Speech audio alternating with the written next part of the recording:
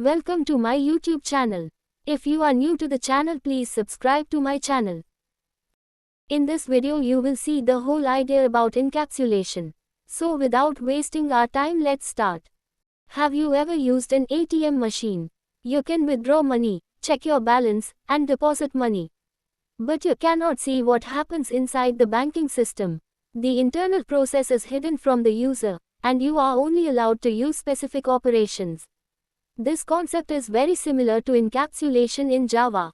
In this video, we will understand what encapsulation is, why we use it in Java, how encapsulation works, real-life examples, Java code example, important interview points. So let's get started. What is encapsulation in Java? The mechanism of binding the private variable and public method in a single unit is called as encapsulation. Encapsulation is one of the most important concepts of object-oriented programming language. The main purpose of encapsulation is to provide security to data by declaring our variables as private. Through encapsulation we can achieve data security, means that any unauthorized user does not access the data and it can show only required data to the user. Why do we use encapsulation? Encapsulation is very important in Java because it provides several benefits.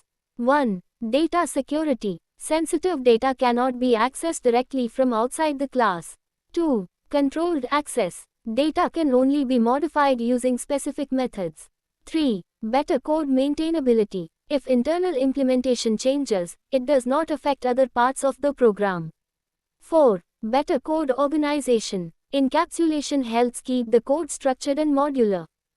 How encapsulation is achieved in Java? Encapsulation is achieved using two main concepts. 1. Private variables. Data members are declared private so they cannot be accessed directly from outside the class. 2. Getter and setter methods. Getter methods are used to retrieve the value of a variable.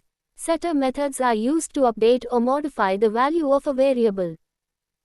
Now let's understand encapsulation with a simple Java example. Here we are creating a class called student. This class will store student information like id and name. These variables are declared using the private keyword. This means they cannot be accessed directly from outside the class. This is called data hiding, which is an important part of encapsulation. This method is called a setter method.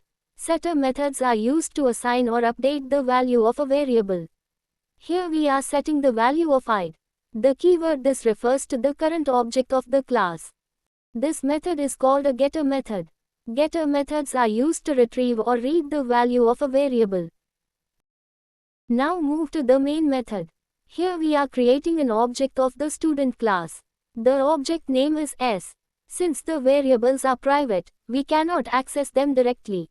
So we use the setter methods to assign values to id and name. To display the values, we use getter methods. These methods return the values stored inside the private variables. In this example, the variables id and name are private, so they cannot be accessed directly. We are controlling access using getter and setter methods.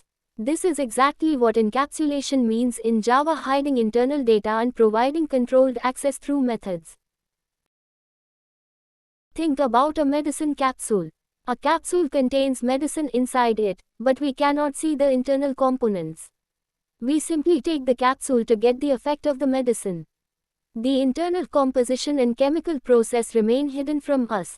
Similarly, in Java, encapsulation means hiding internal data and exposing only the necessary functionality through methods.